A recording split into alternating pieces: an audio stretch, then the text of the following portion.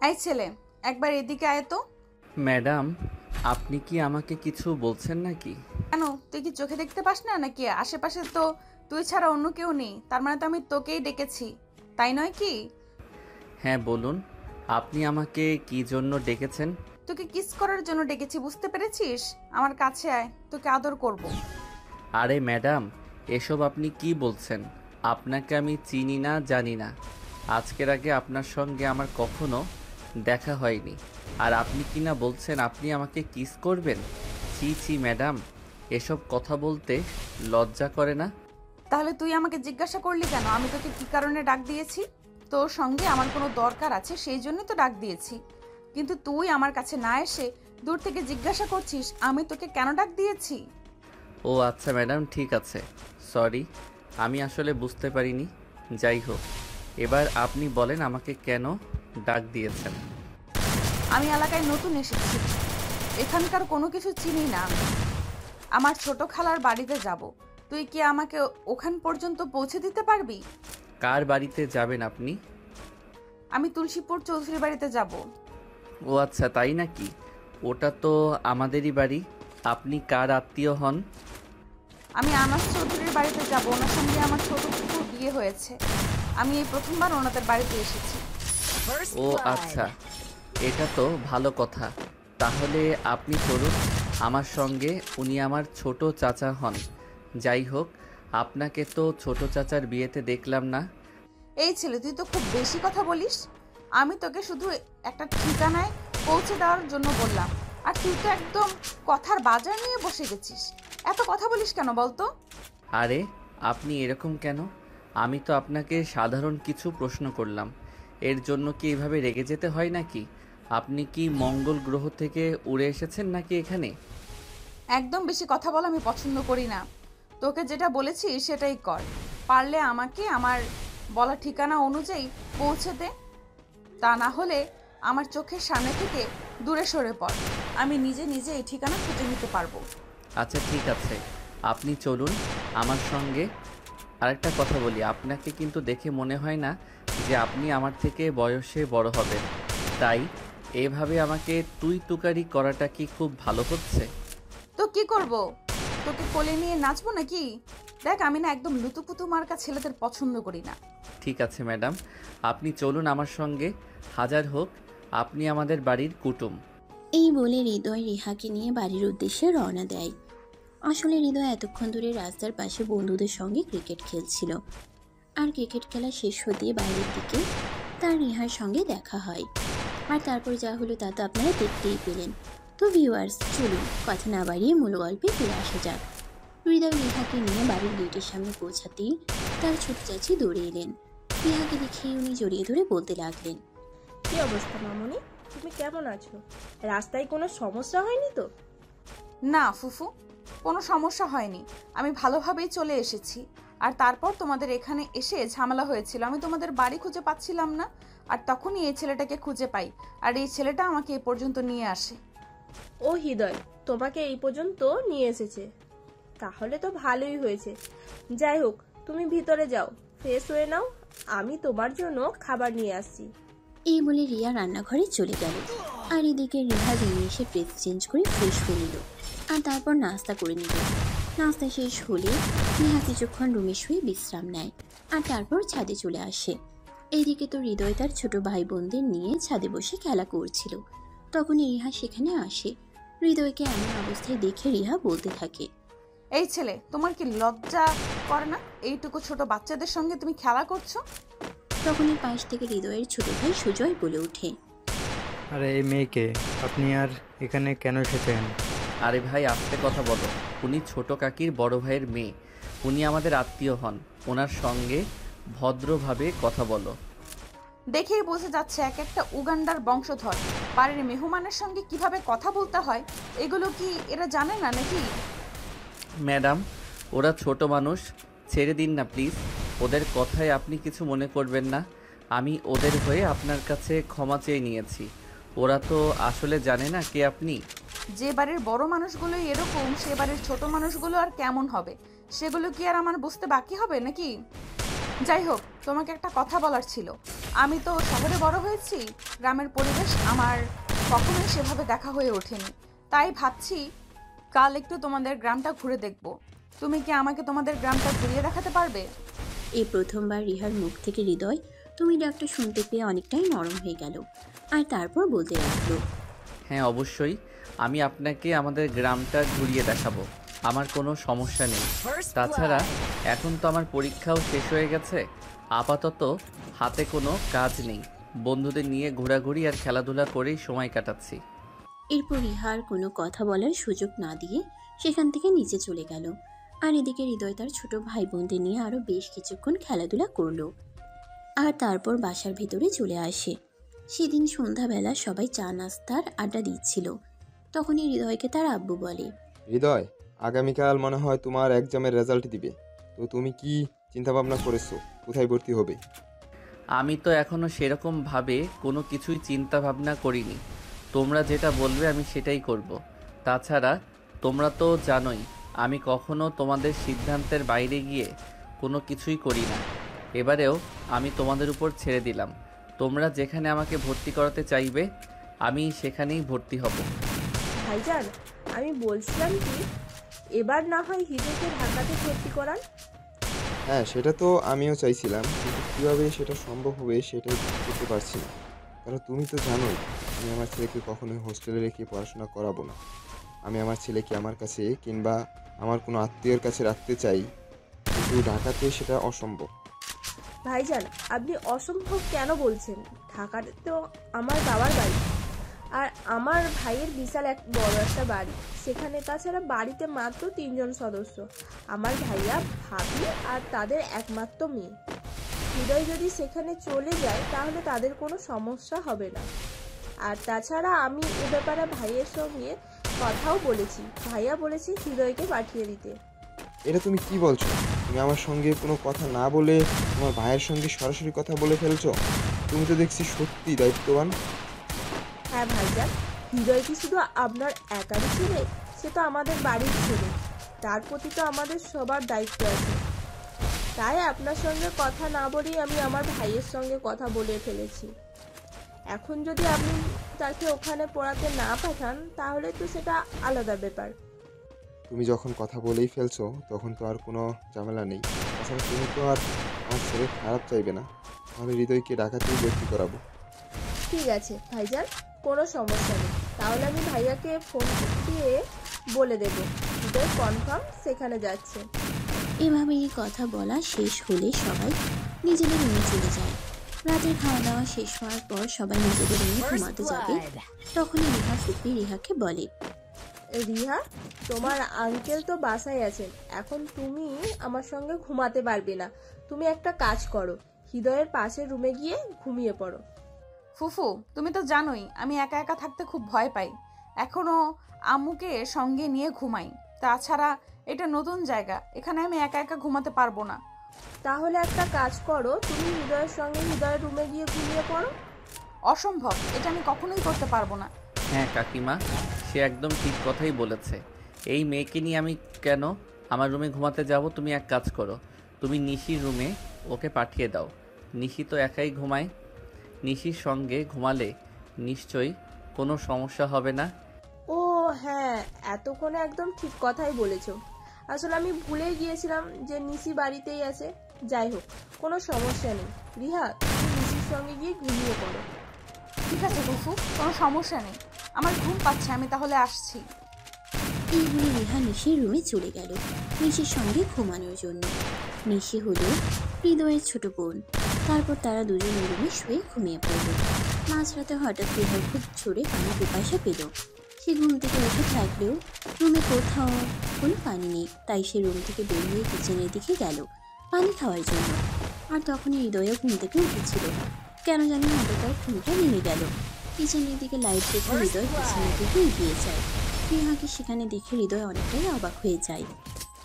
অবাক হয়ে গিয়ে জিজ্ঞেস করে, কি ব্যাপার ম্যাডাম, আপনার কি মাঝরাতে ক্ষুধা লাগার অভ্যাস আছে নাকি? থাকলে তোমার কি সমস্যা? না, আমার কোনো সমস্যা নেই। তাছাড়া আমার কোনো সমস্যা থাকতে যাবেই বা কেন? আসলে আমাদের বাড়িতে তো কখনো কাউকে মাঝরাত্রে খাবার খেতে দেখিনি, এই প্রথম আপনাকে মাঝরাত্রে কিচেনে দেখলাম, তাই আমার মনে প্রশ্ন জাগলো আর কি। মনে প্রশ্ন আসলেই যে কাউকে প্রশ্ন করতে হবে এরকমটা তো কোনো হাদিসে লেখা নেই, তাই অযথা আমাকে বিরক্ত করা থেকে বিরত থাকলেই ভালো হতো। ম্যাডাম, আপনি এরকম কেন? কোনো কথা বললে এভাবে রেগে যান? আপনার কি রেগে যাওয়া ছাড়া আর কোনো কাজ নেই নাকি? আমি কি আপনাকে কোনো খারাপ কথা জিজ্ঞাসা করেছি নাকি?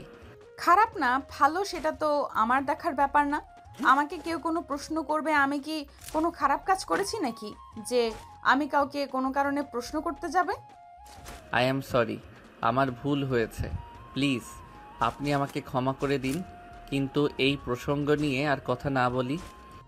এই কথা বলে হৃদয় কিচেন থেকে বের হয়ে নিজের রুমের দিকে অগ্রসর হচ্ছিল।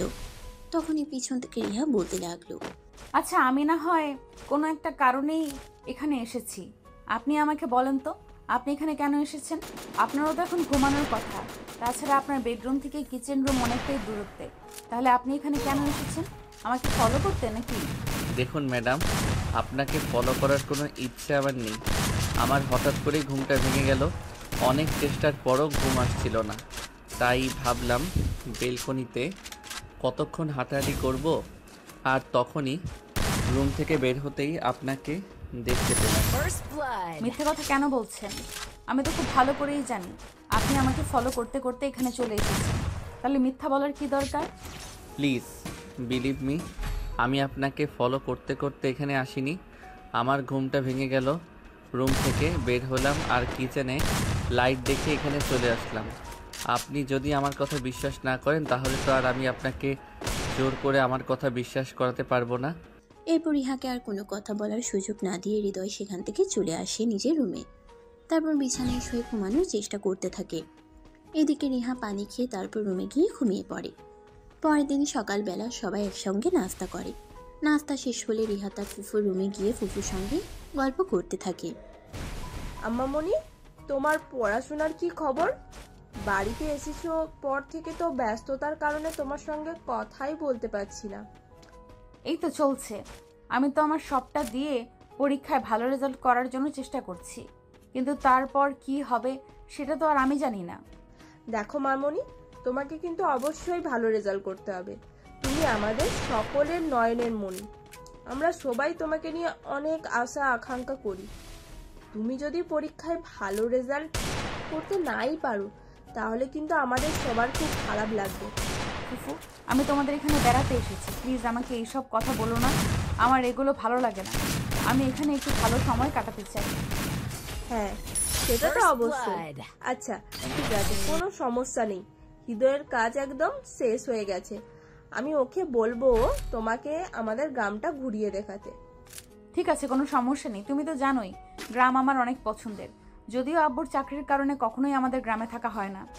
এখন আমার গ্রামে বিয়ে হয়েছে, এখন তুমি চাইলেই যে কোনো সময় গ্রামে চলে আসতে পারো আর এখানে সময় কাটাতে পারো।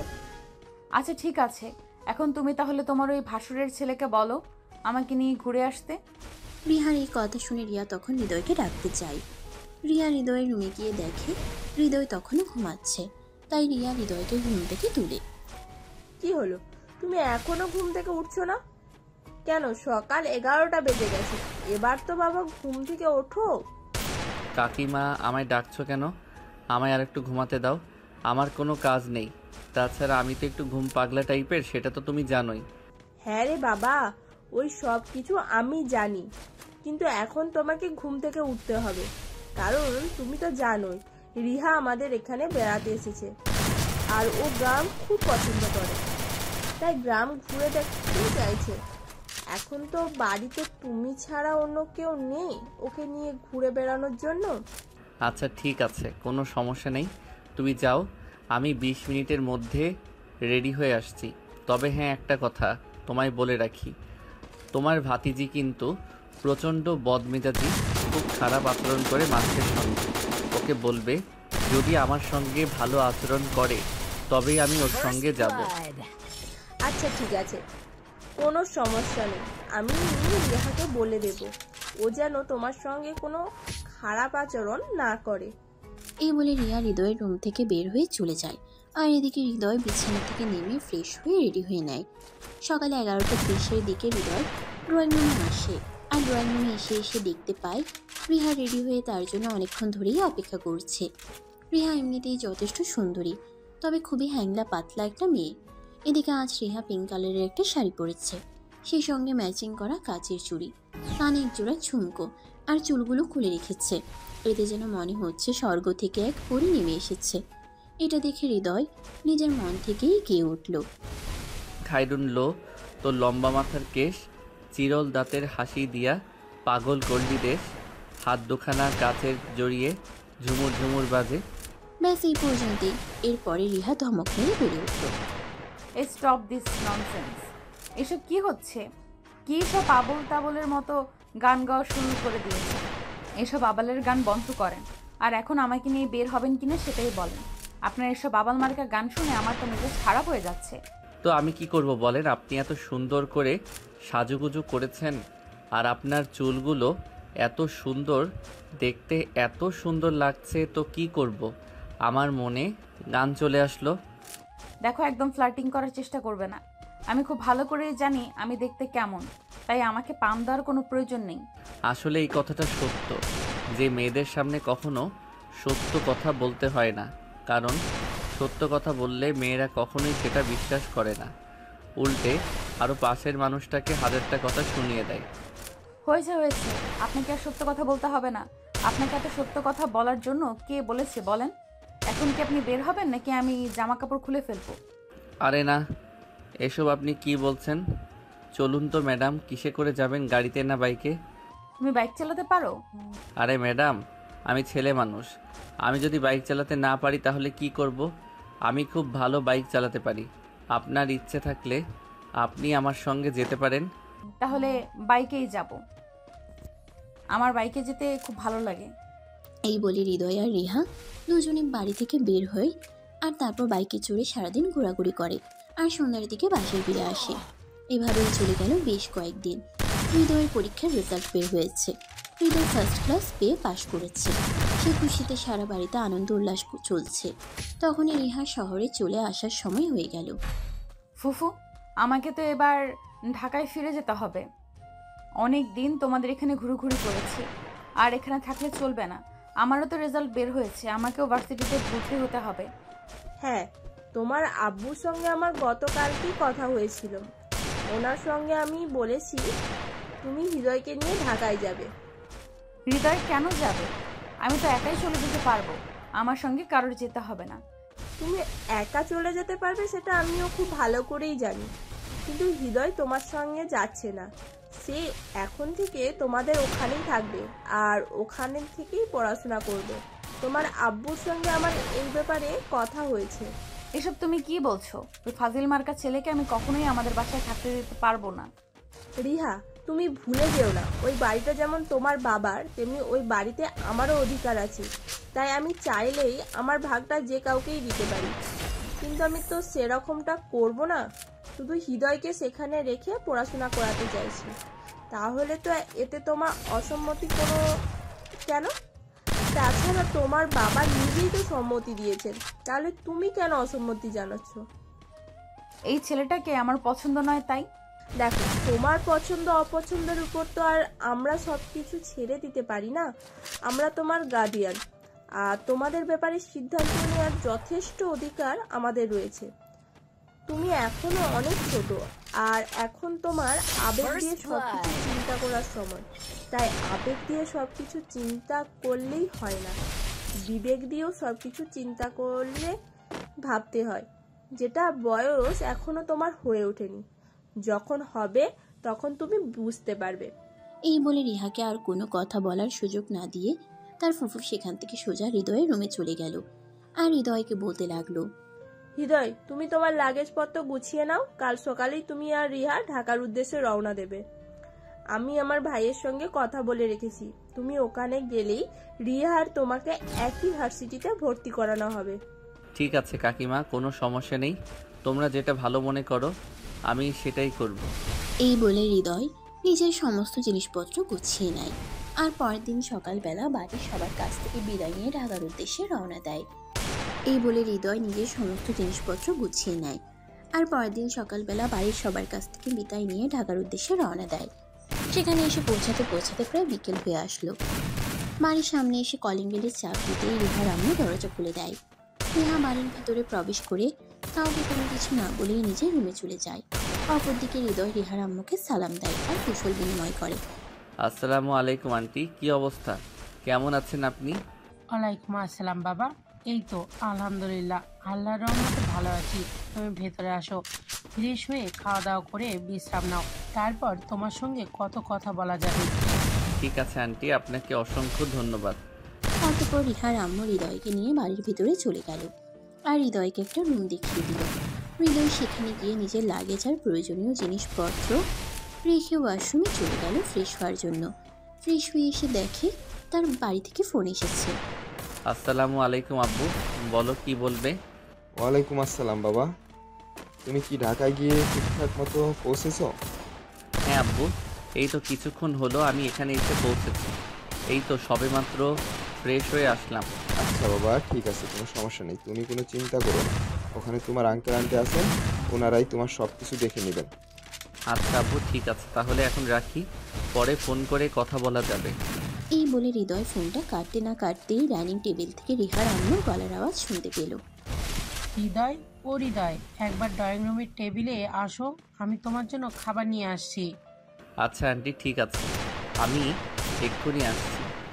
এই বলে হৃদয় খাবার খাওয়ার জন্য টেবিলে চলে গেল। সে টেবিলে গিয়ে বসতেই রিহার আম্মু তাকে খাবার বেড়ে দিল। সে খাওয়া শুরু করলো, কিন্তু রিহা খাবার টেবিলে আসেনি। এটা দেখে হৃদয় রিহার আম্মুকে প্রশ্ন করলো। আন্টি রিহা কোথায়?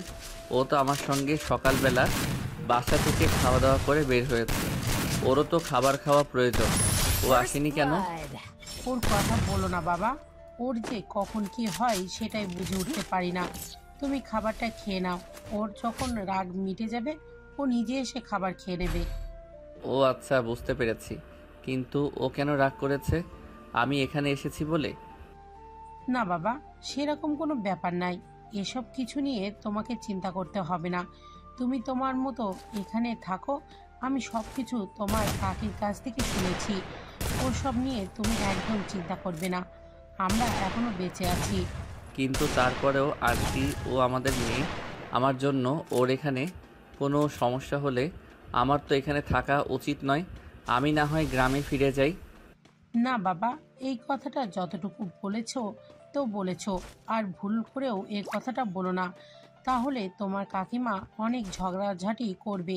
তুমি তো জানোই তোমার কাকিমা কেমন মানুষ, উনি নিজ দায়িত্বে তোমাকে এখানে পাঠিয়েছে, আর এখন যদি তোমাকে এখান থেকে ফিরে যেতে হয় তাহলে এর পরিণাম কী হবে তুমি জানো না? কিন্তু তাই বলে আমার জন্য আরেকজনের ঝামেলা? এইসব কিছু না বাবা, দেখবে 2-3 দিন গেলে এমনি এমনি সব কিছু ঠিক হয়ে যাবে। এখন তুমি খাবার খাওয়া শুরু করো তো, ওকে নিয়ে চিন্তার কোনো কারণ নেই। হৃদয় তখন আর কোনো কথা না বলে চুপচাপ খাবার খেতে শুরু করলো। খাওয়া দাওয়া শেষ হলে সে নিজের রুমে গিয়ে ঘুমিয়ে পড়লো। অপরদিকে রিহার আম্মু রিহার সঙ্গে কথা বলতে গেল। কি ব্যাপার রিহা, এসব কি হচ্ছে? তুমি এগুলো কেন করছো? আমার ইচ্ছে হচ্ছে তাই আমি করছি। তুমি জানো না আমি বেশি মানুষ দেখতে পছন্দ করি না। এই সব কিছু জানার পরেও ফুফু কেন এরকমটা করলো? ফুফু তো জানতো আমি বাইরের মানুষ আমার বাড়িতে একদম অ্যালাউ করি না, তারপরেও এরকমটা করেছে। দেখো মা, এসব ব্যাপার নিয়ে তুমি একদম ঝামেলা করো না। ছেলেরা তো এখানে সারা জীবনের জন্য চলে আসেনি, এই তো কয়েকটা বছর থাকবে, মাত্র পড়াশোনা শেষ হলে তারপর তো এখান থেকে চলেই যাবে। তাহলে এত ঝামেলা করার কি আছে? তাছাড়া সে তো আর তোমার রুমে থাকছে না, সে তো আলাদা রুমেই থাকছে। সে যাই হোক না কেন, আমি এসব একদম সহ্য করতে পারবো না। তুমি এই ছেলেটাকে বলো এখান থেকে চলে যেতে। রিয়া, তুমি এসব ফালতু বকা বন্ধ করো। তোমার আব্বু যদি এসব জানতে পারে তাহলে কিন্তু তোমার আব্বুও প্রচন্ড ক্ষেপে যাবে। সে তুমি চেষ্টা করে দেখতেই পারো, কিন্তু কোনো কাজ হবে না। আব্বুটা আমার, আমি জানি আমার আব্বু কখন কি করে না করে। আর তুমি হয়তো এটা ভুলে গেছো যে আমার আব্বু আমার পছন্দের কাজগুলোই করতে পছন্দ করে। দেখো, সবটা কিন্তু এক ব্যাপার নয়। এখানে তোমার ফুপু হৃদয়কে পাঠিয়েছে, আর তোমার আব্বু তোমাকে যতটা না ভালোবাসে তোমার ফুপুকে তার চেয়েও বেশি ভালোবাসে, এটা তুমি জানো না? ঠিক আছে, এটা সময় হলে দেখা যাবে।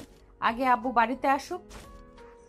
রিহার আম্মু তখন কোনো কথা না বলে চুপচাপ রুম থেকে বের হয়ে নিজের রুমে চলে গেলেন। আর এদিকে রিহা অপেক্ষা করতে লাগলো কখন তার বাবা বাড়িতে আসবে আর সবকিছু তার বাবাকে খুলে বলবে। রাত 10টার দিকে তার বাবা বাড়িতে আসলো। ইউনিফর্ম খুলতে যাবে তখন রিহা তার বাবার রুমে প্রবেশ করে। তার বাবা রিহাকে দেখে বলল, কি ব্যাপার মামনি, কি হয়েছে? তোমাকে এরকম দেখাচ্ছে কেন? আর বাসায় কখন আসলে? আমাকে ফোন দিয়ে জানালে না? রিহা তখন কোনো কথা না বলে মুখ গোমড়া করে বসে রইল। এটা দেখে তার আব্বু খুব ভালোভাবে বুঝতে পারলো তার মেয়ের মন খারাপ হয়েছে। তাই তিনি রিহার কাছে গিয়ে বসলেন আর তার মাথায় হাত রেখে বলতে লাগলেন, কি ব্যাপার মামনি, কি হয়েছে? তোমার মন খারাপ কেন? কেউ কি তোমার কিছু বলেছে? আব্বু, আমি তো তোমার সন্তান, তাই নাকি? তুমি তো আমার যেটাতে ভালো হবে সেটাই করবে, তাই না? হ্যাঁ অবশ্যই মা, তুমি যেটা কমফোর্টেবল তুমি যেটাতে তুমি খুশি থাকবে, আমি তো সেটাই সব সময় করার চেষ্টা করি। কেন, কি হয়েছে? এসব কথা এখন কেন বলছো? আব্বু, ফুফু তার ভাসুরের ছেলেকে এখানে পাঠিয়েছে পড়াশোনা করানোর জন্য, কিন্তু আমি এটা চাই না। আমি চাই না ছেলেটা আমাদের বাড়িতে থাকুক। এসব তুমি কি বলছো মা? তোমার কি মাথা খারাপ হয়ে গেছে? তুমি তো জানোই তোমার ফুফু সম্পর্কে এসব কথা যদি তোমার ফুফু জানতে পারে তাহলে কিন্তু প্রচণ্ড রাগ করবে। তাছাড়া এই বাড়িতে যতটুকু অধিকার আছে ঠিক তোমার আর চাইতে বেশি অধিকার কিন্তু তোমার ফুপুর, কারণ তুমি পরের জন্ম নিয়েছো আর তোমার ফুপু কিন্তু আগে জন্ম নিয়েছে। তাই তোমার ফুপুর সিদ্ধান্তে কে অবহেলা করো না। তার মানে আমি খুব ভালোভাবেই বুঝতে পেরেছি এই বাড়িতে আমার কোনো মূল্য নেই। আমি যাই কিছু করি আর যাই কিছু বলি না কেন, কেউ আমার কোনো কথাই শুনবে না। তোমাদের কথাই সর্বোপরি বহাল থাকবে, তাই না? দেখো আম্মু, বিষয়টা আসলে এরকম নয়, তুমি বিষয়টা বোঝার চেষ্টা করো। আমি আর কোনো কিছু বুঝতে চাই না। আমি খুব ভালোভাবেই বুঝতে পেরেছি এবার এটি যে আমার সিদ্ধান্তের কোনো মূল্য নেই। যাই হোক, তোমাদের যেটা ভালো মনে হয় তোমরা সেটাই করো। তবে একটা কথা আমি তোমাদেরকে বলে দিচ্ছি, ওই ছেলেটা যেন আমার রুমের আশেপাশেও না যায় আর আমাকে সব সময় যেন দূরে দূরে থাকার চেষ্টা করে। এসব তুমি কেমন কথা বলছো? না, আমি তো সেটাই বুঝতে পারছি না। একটা মানুষ এক বাড়িতেই থাকবে আর সে তোমার থেকে নিজের দূরত্ব কি করে বজায় রাখবে সেটা তুমিই বলো। থাকতে গেলে তো আমাদেরকে পাশাপাশি থাকতে হবে, তাই নাকি? আমি কোনো কিছু জানি না আর কোনো কিছু জানতেও চাই না। ও যেন আমার আশেপাশে না থাকে। এই বলে রিহা রাগে গজগজ করতে করতে সেখান থেকে চলে গেল। আর এরপর দেখতে দেখতে 2 দিন সময় চলে যায়। রবিবার সকালবেলা ঘুম থেকে উঠেই রিহার আব্বু রিহা আর হৃদয় দুজনকে উদ্দেশ্য করে বলতে লাগলো, তোমরা দুজনেই ঘুম থেকে উঠে ফ্রেশ হয়ে রেডি হয়ে দাও, আমি তোমাদেরকে নিয়ে আজ ভার্সিটিতে এডমিশন করাতে যাব। অতঃপর সকাল 10টার দিকে রিহার আব্বু রিহা আর হৃদয়কে নিয়ে ভার্সিটিতে এডমিশন করাতে চলে গেল। তিনি দুজনকেই একই ভার্সিটিতে ভর্তি করালেন। এটা দেখে রিহা তার আব্বুকে বলতে লাগলো, আবার হৃদয়কে তুমি আমাদের ভার্সিটিতে কেন ভর্তি করিয়েছো? কারণ এটা শহর, এখানে চলাফেরা করতে গেলে একটা মেয়ের কাটে। আর হৃদয় যদি এখানে পড়াশোনা করে তাহলে সে তোমাকে তার পড়ার পাশাপাশি যথেষ্ট গার্ডও দিতে পারবে। তাই আমি বুঝতে পেরেছি তোমাদের সবারই মাথা একদম খারাপ হয়ে গেছে। আমি আমার নিজের গার্ড নিজেই দিতে পারবো। ওকে আমাকে গার্ড দেওয়ার কোনো প্রয়োজন নেই। তুমি ওকে এখান থেকে নিয়ে যাও। আমি ওকে এখানে দেখতে চাই না। তোমার কথা মতো সব কিছু হবে না। তোমাকে যেটা বলেছি তোমাকে সেটাই মেনে নিতে হবে, অন্যথায় তোমার ভার্সিটিতে পড়াশোনা করাই হবে না। আমি সারাদিন আমার ডিউটি নিয়ে ব্যস্ত থাকি। অপরদিকে তোমার আম্মু ও তোমাকে যথেষ্ট সময় দিতে পারে না। তাই তুমি যদি আমার প্রস্তাব মেনে নাও তাহলে তোমার পড়াশোনাই বন্ধ করে দিতে হবে। আমি বুঝতে পারছি না কি হচ্ছে এসব আমার সঙ্গে। এরপর রিহার আব্বু রিহা আর হৃদয়কে ক্লাসরুম পর্যন্ত পৌঁছে দিয়ে সেখান থেকে চলে গেল। সেটি হলো তাদের প্রথম দিন ইউনিভার্সিটিতে। ভার্সিটি ছুটি হয় দুপুর 2টার দিকে। তারপর রিহা আর হৃদয় বাসায় চলে আসে। বাসায় আসতেই রিহার আম্মু রিহাকে জিজ্ঞাসা করে, কি ব্যাপার মামনি, প্রথম দিন ভার্সিটিতে তোমার কেমন কাটলো? যেমন ইচ্ছে তেমন, তাতে তোমাদের কি? তোমরা তো আমাকে এখন চোখের কাঁটা মনে করছো। আমাকে উপরে ফেলতে পারলেই ভালো, তাই না? এমন কথা কেন বলছো তুমি? আমরা কি তোমার সৎ বাবা মা নাকি? এখন তো আমার এটাই মনে হচ্ছে তোমরা মনে হয় আমার সৎ বাবা মা, তাই তো আমার সঙ্গে এরকম আচরণ করছো তোমরা। আমার নিজের বাবা মা হতে তাহলে তো আমার সঙ্গে এরকম আচরণ করতে পারতে না। তাহলে তো অন্তত একবার তোমরা আমার ইচ্ছা অনিচ্ছার কথা জানতে চাইতে, আমার ইচ্ছা অনিচ্ছাগুলোকে গুরুত্ব দিতে। বুঝতে পেরেছি তোমার অভিমানের কারণটা কি। তুমি রুমে যাও। আচ্ছা হৃদয়, এবার তুমি বলো তো তোমাদের আজকের দিনটা কেমন কাটলো? এই তো আন্টি, আলহামদুলিল্লাহ ভালো। আচ্ছা ঠিক আছে, তোমার সঙ্গে এই ব্যাপারে পরে কথা বলবো। এখন তুমি একটা কাজ করো, তাড়াতাড়ি ফ্রেশ হয়ে আসো, দুপুরের খাবার খাবে। আমি সবার জন্য অনেকক্ষণ ধরে দুপুরের খাবার বানিয়ে অপেক্ষা করছি, তাড়াতাড়ি চলে আসবে কিন্তু। আচ্ছা আন্টি ঠিক আছে, তবে আন্টি একটা কথা বলার ছিল। রিহা মনে হয় আমার এখানে থাকাটা একদম সহ্য করতে পারছে না। এসব কোনো ব্যাপার না বাবা, তুমি এসব নিয়ে একদম মাথা ঘামিও না, দেখবে সময়ের সাথে সাথে সব কিছু ঠিক হয়ে যাবে। আসলে আমার মেয়েটা ছোটবেলা থেকেই একা একা থেকে অভ্যস্ত, তো এই জন্য বেশি মানুষ পছন্দ করে না। তবে কোনো ব্যাপার না, দেখবে সব কিছুই সময়ের সাথে সাথে ঠিক হয়ে যাবে। হৃদয় তখন কোনো কথা না বলে চুপচাপ রুমে চলে গেল, আর তারপর ফ্রেশ হয়ে দুপুরের খাবার খেয়ে নিজের রুমে গিয়ে ঘুমিয়ে পড়ল। সন্ধ্যাবেলা হৃদয় রুম থেকে বের হয়ে ছাদে এসে সিগারেট খাচ্ছে। তখনই রিহা সেখানে এসে উপস্থিত হয়। সিগারেটের গন্ধ নাকে এসে লাগতেই রিহা চারপাশে খুঁজতে লাগলো কে সিগারেট খাচ্ছে। তখনই হৃদয়কে দেখতে পারল। সিগারেটের গন্ধ নাকে এসে লাগতেই রিহা চারপাশে খুঁজতে লাগলো কে সিগারেট খাচ্ছে। তখনই হৃদয়কে দেখতে পেল আর চিৎকার দিয়ে বলতে লাগলো, তোমার কত বড় সাহস, তুমি আমার বাসায় দাঁড়িয়ে সিগারেট খাচ্ছ? সরি, আসলে বাইরে আমার তেমন চেনা জানা নেই তো, আর সিগারেট খাওয়া আমার অনেক দিনের অভ্যাস। সিগারেট না খেয়ে আমি থাকতে পারি না। তোমাকে দেখি আমার মনে কেমন যেন একটা সন্দেহ হয়েছিল, আর এখন সেটা বুঝতে পারছি। আসলে তুমি কি শুধু সিগারেট খাও নাকি এর ভেতরে অন্য কিছুও চলে? আরে না, এসব তুমি কি বলছো? অন্য কিছু কেন চলতে যাবে? আমি তো শুধু সিগারেটই খাই। আসলে বন্ধুদের সঙ্গে থাকতে থাকতে কখন যে এটা অভ্যাস হয়ে গেছে এটাই বুঝতে পারিনি। এখন ভাবছি এটা ছেড়ে দেব। আমি খুব ভালোভাবেই বুঝতে পারছি তুমি এগুলো আমাকে শোনানোর জন্য বলছো, কিন্তু বিশ্বাস করো এগুলো আমাকে বলে কোনো লাভ নেই, কারণ আমি আজকেই আব্বুর কাছে বলে দিব তুমি সিগারেট খাও। এই না না, একদম তুমি এরকমটা করো না। তুমি যা বলবে আমি তাই করব, কিন্তু দয়া করে আঙ্কেলের সঙ্গে এই ব্যাপারে কিছু বলো না। তাহলে আজকের পর থেকে টোটালি সিগারেট খাওয়া ছেড়ে দিতে হবে। তুমি বাসার বাইরে কোথাও সিগারেট খেতে পারবে না। ঠিক আছে, কোনো সমস্যা নেই, আমি সিগারেট খাওয়া ছেড়ে দিব, কিন্তু তুমি দয়া করে আঙ্কেলের সঙ্গে এই ব্যাপারে কিছু বলো না। ঠিক আছে, বলবো না। আচ্ছা, আমার একটা শখ আছে প্রতিদিন বিকালবেলা হাঁটতে যাওয়া, কিন্তু এটা না আমার কখনোই পূরণ হয়ে ওঠে না। তুমি যদি প্রতিদিন বিকালবেলা আমাকে হাঁটতে নিয়ে যাও তাহলে আমি এটা ভুলে যাব। কিন্তু তুমি তো আমাকে সহ্য করতে পারো না, এমনকি আমাকে এই বাড়ি থেকে বের করে দেওয়ার চিন্তা ভাবনা করছো। তাহলে হঠাৎ এরকম কথা কেন বলছো? কারণ আমি চাইলেই এই বাড়ি থেকে তোমাকে বের করে দিতে পারবো না। আব্বু এবং ফুফু দুজন মিলে সিদ্ধান্ত নিয়েছে তুমি এখানে থেকে পড়াশোনা করবে, তাই এই ব্যাপারে আমি আর কোনো কথা বলতে চাই না। তবে এই যে তুমি যে এখন ছাদে দাঁড়িয়ে দাঁড়িয়ে সিগারেট খাচ্ছিলে, সেটার বদলে তুমি আমাকে প্রতিদিন বিকেলে হাঁটতে নিয়ে যাবে, তা না হলে আমি আব্বুর কাছে বলে দেবো তুমি সিগারেট খাও। তখন মনে মনে ভাবতে লাগলো, মান সম্মান যাওয়ার চাইতে এমন একটা সুন্দরী মেয়েকে নিয়ে প্রতিদিন বিকেলে বাইরে হাঁটতে যাওয়া ভালো। রিহা দেখতে যথেষ্ট সুন্দরী, আর সুন্দরীদের সঙ্গে সময় কাটানো প্রত্যেকটা পুরুষেরই স্বপ্ন থাকে। তাই বেশ কিছুক্ষণ চিন্তা ভাবনা করে হৃদয় রিহাকে বলে, ঠিক আছে, কোনো সমস্যা নেই, আমি প্রতিদিন বিকেলে তোমাকে নিয়ে ঘুরতে বেরোবো। এখন নিচে চলো, সন্ধ্যা নেমে গেছে, পড়তে বসতে হবে। অতঃপর হৃদয় আর রিহা দুজনেই বাড়ির ভিতরে চলে আসলো আর পড়তে বসলো। পড়া শেষ হলে রাতের খাওয়া দাওয়া করে ঘুমিয়ে পড়লো। পরের দিন সকালবেলা ঘুম থেকে উঠে দুজনে নাস্তা করে রেডি হয়ে নিল ভার্সিটি যাওয়ার জন্য। অপরদিকে রিহা যখন বুঝতেই পারলো সে যাই কিছু করুক না কেন হৃদয়কে এই বাসা থেকে তাড়াতে পারবে না, তাই তখন সে মনে মনে ভাবলো একই বাড়িতে যখন থাকতে হবে তখন আর ঝামেলা করে কী লাভ। তার চাইতে বরঞ্চ এটাই ভালো হবে যে দুজনে মিলেমিশে একসঙ্গে পড়াশোনা করবে এবং ভার্সিটিতে যাওয়া আসা করবে, তাহলে তার বাবা মায়ের চিন্তাও একটু কম হবে। এইসব চিন্তা করতে করতেই দুজন বাসা থেকে বের হতে যাবে, তখনই রিহার আব্বুর সঙ্গে দেখা হয়ে গেল।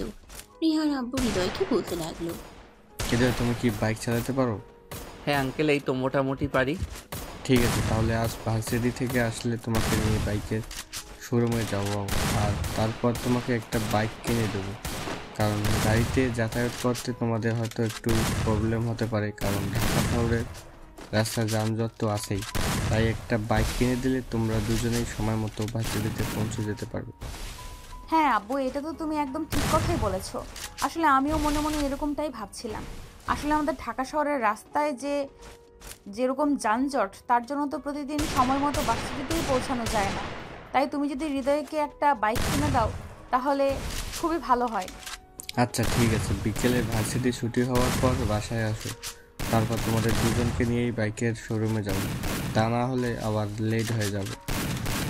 এই বলে হৃদয় আর রিহা দুজনেই ভার্সিটির উদ্দেশ্যে বেরিয়ে পড়ল। সেদিন বিকেল বেলা দুজনে বাসায় আসতেই রিহার আব্বু দুজনকে নিয়ে বাইকের শোরুমে গেল আর হৃদয়কে তার পছন্দ মতো একটা বাইক কিনে দিল। এরপর থেকে দুজনে বাইকেই আসা যাওয়া করত। কিন্তু হঠাৎ করে একদিন হৃদয় খুব বেশি অসুস্থ হয়ে পড়ল। তার খুব জ্বর, কিন্তু 1-2 দিন পরে ছিল তাদের এক্সাম। সেই কারণে রিহাকে ইউনিভার্সিটি যেতেই হবে, কারণ আজ ভার্সিটিতে কিছু নোটস দেবে, সেগুলো আনতে হবে। তাই হৃদয় রিহাকে বলল, রিহা তুমি একটা কাজ করো, তুমি একা একাই ভার্সিটিতে চলে যাও। আজ তো আমার শরীরটা খুবই খারাপ, আমি তো যেতে পারবো না। আর 2 দিন পর থেকেই আমাদের এক্সাম শুরু হতে যাচ্ছে, এখন নোটসগুলো না আনলেও তো চলবে না। ঠিক আছে, কোনো সমস্যা নেই, তুমি কোনো চিন্তা করো না, আমি ভার্সিটি পৌঁছে যেতে পারবো। আমি আম্মুকে বলে যাব তোমাকে ওষুধগুলো খাইয়ে দিতে, তুমি ওষুধ খেয়ে তারপর বিশ্রাম নাও। এই বলে রিহা বাসা থেকে বেরিয়ে পড়ল। তারপর ভার্সিটি ছুটি হলেও রিহা ক্যাম্পাস থেকে বের হতে যাবে, তখনই কয়েকটা ছেলে পেলে এসে তার সামনে দাঁড়ালো আর বলতে লাগলো, এই সুন্দরী দাঁড়াও, তোমার সঙ্গে অনেকদিন ধরে কথা বলবো ভাবছি, কিন্তু ওই শকুনের বাচ্চাটার জন্য তো পারছি না। এই বলে রাজ আর তার বন্ধুরা মিলে রিহার পথ আগলে দাঁড়ালো। রিহা তখন তাদেরকে বলতে লাগলো, এইসব কি করছেন আপনারা? প্লিজ আমার পথ থেকে সরে দাঁড়ান, আমাকে বাসায় যেতে হবে। আরে সুন্দরী, এত বাসার যাওয়ার জন্য তারা কিসের? আজ ওই শকুনের বাচ্চাটা আসেনি তাই। যাই হোক সুন্দরী, চলো, তোমাকে না আমার পছন্দ হয়েছে, তোমাকে নিয়ে একটু লং ড্রাইভ করে আসি।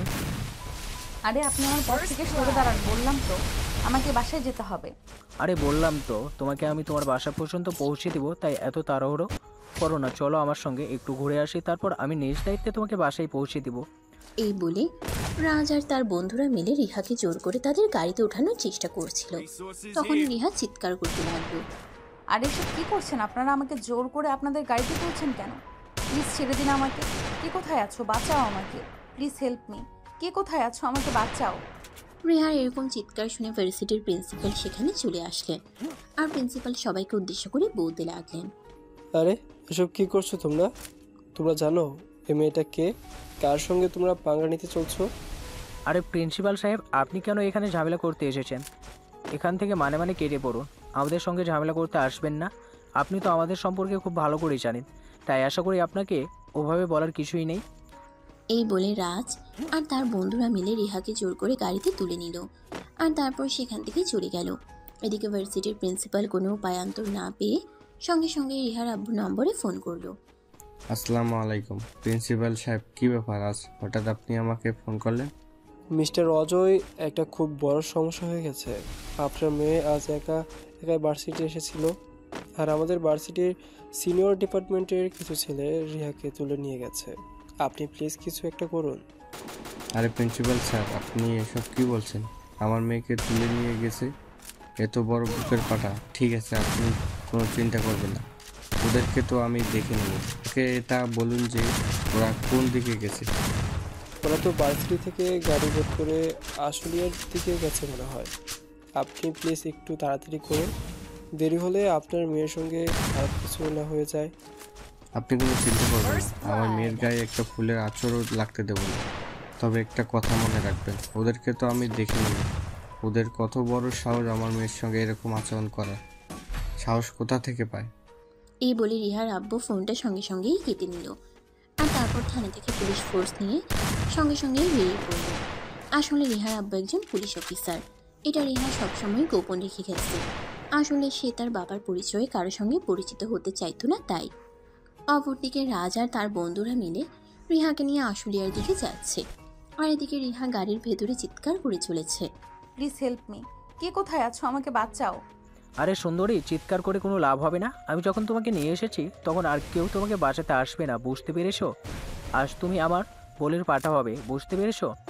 তাই চিৎকার চেঁচামেচি করে কোনো লাভ নেই, চুপচাপ গাড়িতে বসে থাকো। এই বলে রাজ আর তার বন্ধুরা মিলে হু হু করে হাসতে লাগলো। ঠিক তখনই তাদের গাড়ির সামনে একটা পুলিশের গাড়ি এসে দাঁড়ালো। রাজ তখনই আটকে উঠলো আর বলতে লাগলো, এই তোরা গাড়ি থেকে নেমে দেখ তো, এরা আমাদের গাড়ি আটকেছে কেন? এরা কি জানে না গাড়ির ভিতরে আমি আছি? তাহলে ওর সাহস কি করে পেলো আমার গাড়ির সামনে দাঁড়ানোর?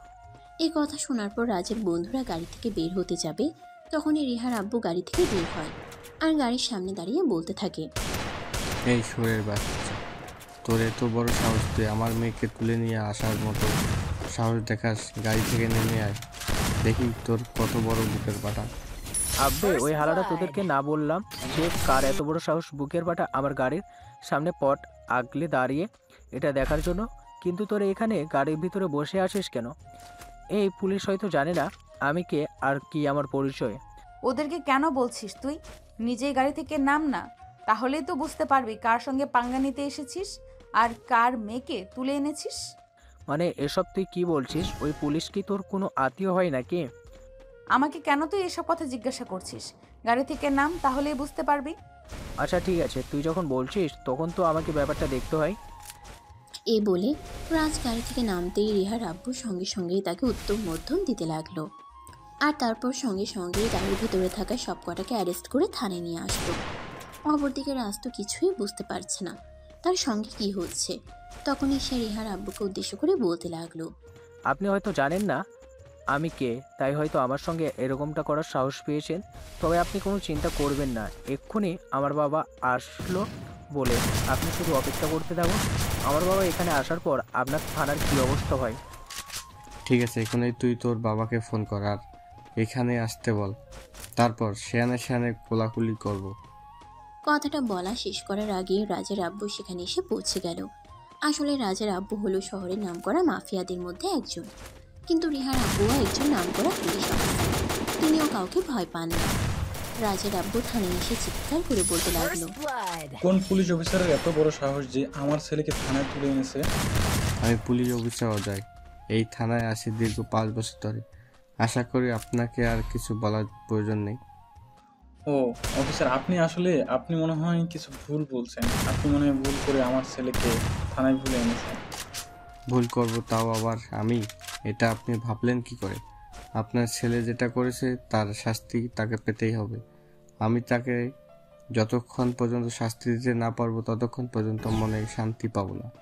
তাই তাকে শাস্তি না দেওয়া পর্যন্ত কারোর কথা শুনতে চাই না। প্লিজ অফিসার, আপনি এরকমটা করবেন না।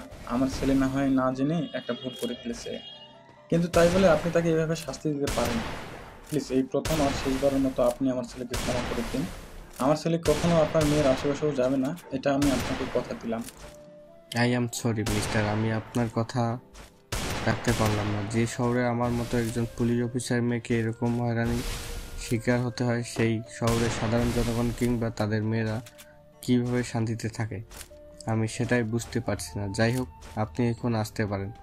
আপনার ছেলেকে কাল কোর্টে তোলা হবে, তারপর সেখানেই আপনার সঙ্গে দেখা হবে। প্লিজ অফিসার, দেখুন আমার ছেলে ছোট মানুষ, বুঝতে পারেনি। দেখুন আমরা তো বড় হয়েছি, চলুন না আমরা এই বিষয়টাকে ম্যানেজ করে ফেলি। কেন শুধু শুধু ঝামেলা তৈরি করছেন? আমি কোনো ঝামেলা তৈরি করছি না, আর কোনো ঝামেলা তৈরি করতে চাইছিও না। আপনি প্লিজ এখান থেকে চলে যান, এটাই আপনার জন্য ভালো হবে। তা না হলে কিন্তু আমি আপনাকে অপরাধীকে সাহায্য করার কারণে গ্রেপ্তার করতে 2 বার চিন্তা করব না। অফিসার, ঠিক আছে অফিসার, আমি চলে যাচ্ছি, কিন্তু একটা কথা মনে রাখবেন, আমি আমার ছেলেকে জেলে দিতে দিব না। আমি আমার ছেলেকে মুক্ত করেই নেব। কিন্তু আপনি যেটা করলেন সেটা কিন্তু একদম ভালো করলেন না। আমার ভালো আপনাকে চিন্তা করতে হবে না, আপনি বাসায় ফিরে আপনার ছেলে চিন্তা করেন। ছেলেকে যদি আজ ভালো কিছু শিক্ষা দিতেন তাহলে আপনাকে আজ হয়তো এখানে আসতে হতো না। রাজের আব্বু তখন আর এই কথার কোনো উত্তর না দিয়ে থানা থেকে বের হয়ে বাসায় চলে গেল। আর পরের দিন রাজকে কোর্টে পেশ করা হলো, আর তারপর জজ সাহেবের সামনে তার বিরুদ্ধে অভিযোগ পেশ করা হলো।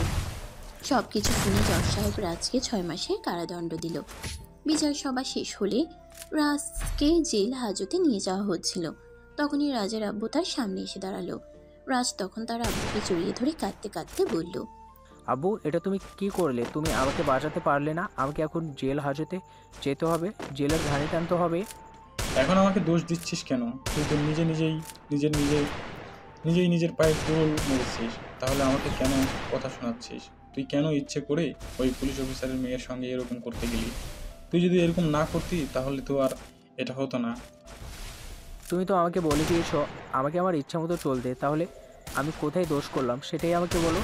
এই মেয়েটার ওপর অনেক দিন ধরেই আমার চোখ পড়েছিল, কিন্তু মেয়েটার সঙ্গে প্রতিদিন একটা ছেলে ভার্সিটি আসতো, তার জন্যই মেয়েটার সঙ্গে কথা বলার সুযোগ উঠেনি। গতকাল মেয়েটা একা একা ভার্সিটিতে আসে, তাই আমি একটু চান্স নেওয়ার চেষ্টা করি, কিন্তু তারপরেই আমার সঙ্গে এরকমটা হয়ে গেল। যা হওয়ার তা তো হয়েই গেছে। এখন তো আর কিছুই করার নেই। এখন আফসোস করে কোনো লাভ নেই। এখন তোমাকে আগামী 6 মাস ধরেই থাকতে হবে। তারপর তুমি কোনো চিন্তা করো না। আমি আমার সাধ্যমতো চেষ্টা করবো তোমাকে জামিনে মুক্ত করে আনার জন্য। এরপর রাজার তার আব্বুকে কোনো কথা বলার সুযোগই না দিয়ে পুলিশ রাজকে নিয়ে জেল হাজতে চলে গেল। অপরদিকে পরের দিন থেকেই রিহা আর হৃদয়ের ভার্সিটির এক্সাম। হৃদয় এখন মোটামুটি সুস্থ, তাই সকালবেলা ঘুম থেকে উঠেই রেডি হয়ে নিল। অপরদিকে রিহা অনেকক্ষণ ধরে রেডি হয়ে ড্রয়িং রুমে বসে অপেক্ষা করছিল। হৃদয়ও ততক্ষণে ড্রয়িং রুমে আসলো, আর এটা দেখে রিহা বলতে লাগলো, আরে তোমার এতক্ষণে আসার সময় হলো? আমি সেই কখন থেকে বসে বসে তোমার জন্য অপেক্ষা করছি। পরীক্ষা শুরু হওয়ার আর মাত্র আধা ঘন্টা সময় বাকি আছে। আমরা কি এই সময়ের মধ্যে ভার্সিটিতে পৌঁছাতে পারবো? আরে বাবা, তুমি কোনো চিন্তা করো না, আমরা এই সময়ের মধ্যেই ভার্সিটিতে পৌঁছে যাব। চিন্তার কোনো কারণ নেই। এখন চলো তো। এই বলে হৃদয় আর রিহা দুজনে বাসা থেকে বের হয়ে যায়, আর তারপর সোজা ভার্সিটি। এরপর দেখতে দেখতে তাদের পরীক্ষা শেষ হয়ে গেল। ইতিমধ্যে তাদেরকে 15 দিনের ছুটি দেওয়া হয়েছে। রিহা বাসায় এসেই তার আম্মুকে উদ্দেশ্য করে বলতে লাগলো, আম্মু ভার্সিটি থেকে 15 দিনের ছুটি দিয়েছে। এই 15 দিন কি করা যায় বলো তো? তুমি কি করবে সেটা আমি তোমাকে কি করে বলবো? আমি ভাবছিলাম হৃদয় তো মনে হয় গ্রামের বাড়িতে চলে যাবে। তাকে গ্রামের বাড়িতে যেতে না দিয়ে আমরা কক্সবাজার কিংবা সেন্ট মার্টিন থেকে ঘুরে আসি। সেটা আমি কি করে বলবো? তুমি তাকে জিজ্ঞাসা করো। সে যদি যেতে চায় তাহলে চলে যাও, আমার তো কোনো সমস্যা নেই। তাছাড়া তোমার আব্বু ব্যাপারে কোনো আপত্তি করবে না। রিহা তখন আর কোনো কথা না বলে সোজা হৃদয়ের রুমে চলে গেল তার সঙ্গে কথা বলার জন্য। রিহা হৃদয়ের রুমে এসে দেখতে পেল হৃদয় গ্রামের বাড়িতে যাওয়ার জন্য তৈরি হচ্ছে, কাপড় চোপড় ব্যাগে ভরছে। ওইটা দেখে রিহা কি বলবে কিছুই বুঝতে না পেরে চুপচাপ দাঁড়িয়ে থাকে। আর এদিকে হৃদয় রিহাকে এভাবে দাঁড়িয়ে থাকতে দেখে প্রশ্ন করলো, কি ব্যাপার রিহা, কিছু হয়েছে নাকি? তুমি এভাবে দাঁড়িয়ে আছো কেন? তুমি কি আমায় কিছু বলবে নাকি? ও কই না, এমনিতেই তোমার রুমে আসলাম। তুমি কি বাড়িতে যাচ্ছ নাকি? দেখা যাচ্ছে তুমি কাপড় চোপড় গোছাচ্ছ। হ্যাঁ, আসলে আম্মু ফোন করেছিল। অনেক দিন ধরে তো বাড়িতে যাওয়া হয় না, সেই কবে বাড়ি থেকে আসা হয়েছে, তাই আম্মু আমাকে ফোন করে বলল পরীক্ষা যখন শেষ হয়ে গেছে আর কিছুদিনের ছুটিও দেওয়া হয়েছে ভার্সিটি থেকে, তাই আমি যেন গ্রামের বাড়ি থেকে একবার ঘুরে আসি আর বাবা মায়ের সঙ্গে দেখা করে আসি। ও আচ্ছা, তাহলে তো এটা খুবই ভালো খবর। ঠিক আছে, ভালোভাবে যাও। আর বাড়িতে পৌঁছে ফোন করতে ভুলবে না কিন্তু। আমি কিন্তু তোমার ফোনের জন্য অপেক্ষা করব, মনে থাকবে তো? আচ্ছা ঠিক আছে, কোনো সমস্যা নেই। আমি বাড়িতে পৌঁছে তোমাকে ফোন করে নিব। আর তোমার কথা আমার মনে থাকবে না কেন? 100 বার মনে থাকবে। আচ্ছা ঠিক আছে, তাহলে তুমি এক্ষুনি রওনা দিয়ে দাও। তা না হলে আবার বাড়িতে গিয়ে পৌঁছাতে পৌঁছাতে অনেক বেশি রাত হয়ে যাবে। তখন আবার গ্রামের বাড়িতে কোনো গাড়ি পাবে না। হ্যাঁ, এটা তুমি একদম ঠিক কথাই বলেছ। এখন যদি আমি বাসা থেকে বের না হই তাহলে অনেক বেশি লেট হয়ে যাবে, যার জন্য আমি স্টেশন থেকে নেমে বাড়িতে যাওয়ার জন্য কোনো গাড়ি পাবো না। এই বলে হৃদয় রুম থেকে বের হয় আর রিহার আম্মুর কাছ থেকে বিদায় নিয়ে বাসা থেকে বের হয়ে তারপর সেখান থেকে সোজা বাস স্টপার টিকিট কেটে তারপর হৃদয় রওনা দিল গ্রামের বাড়ির উদ্দেশ্যে। অপরদিকে রিহার সময় যেন কোনোভাবেই কাটছিল না। সে অপেক্ষা করতেই লাগলো কখন হৃদয় তাকে ফোন করবে। সে বারবার মোবাইল হাতে নেয় হৃদয়কে ফোন করার জন্য, কিন্তু সাহস পাচ্ছিল না। তার কেমন যেন একটা বাধা লাগছিল, তাই সে আর ফোন করলো না। নিজেই অপেক্ষা করতে লাগলো হৃদয়ের ফোনের। এইভাবে দেখতে দেখতে সন্ধ্যা হয়ে গেল, কিন্তু হৃদয় তখনও ফোন করলো না। তাই রিহা মনে মনে ভাবতে লাগলো হৃদয়ের হয়তো কোনো ঝামেলা হয়েছে, তাই সে ফোন করতে পারছে না। তখনই রিহা নিজের ফোনটা হাতে নিল আর সঙ্গে সঙ্গেই হৃদয়ের নাম্বারে ফোন দিল। দুবার রিং হওয়ার পরেই হৃদয় ফোনটা রিসিভ করলো আর বলতে লাগলো, কি ব্যাপার রিহা, তুমি এই সময় ফোন করলে? কোনো ঝামেলা হয়েছে নাকি? না মানে আসলে তুমি তো বাসা থেকে বের হয়ে গেছো, অনেকক্ষণ হয়েছে। তুমি বাড়িতে গিয়ে পৌঁছেছো কিনা সেটা জানার জন্যই আসলে আমার মনটা কেমন যেন করছিল, তাই তোমাকে ফোন করলাম। আরে বাবা, এত তাড়াতাড়ি আমি বাড়িতে কি করে পৌঁছে যাব? তুমি তো জানো ঢাকা শহরের রাস্তায় প্রচুর যানজট থাকে। ঢাকা থেকে বের হতেই তো অনেকক্ষণ সময় লেগে গেছে, আর আমাদের বাড়িতে গিয়ে পৌঁছাতে প্রায় আরও 2 থেকে আড়াই ঘন্টার মতো সময় লাগবে। আমি বাড়িতে পৌঁছে তারপরেই তোমাকে ফোন করব। আচ্ছা ঠিক আছে, তাহলে আমি রাখছি। আর হ্যাঁ, তুমি কিন্তু কিছু কিনে খেয়ে নিও, কারণ তোমার তো প্রতিদিনই সন্ধ্যাবেলায় কিছু খাওয়ার অভ্যাস। আজ তো তুমি বাসায় নেই, তাই আজ তো আর আমি তোমাকে কিছু খাওয়াতে পারবো না, তাই। আচ্ছা ঠিক আছে, কোনো সমস্যা নেই।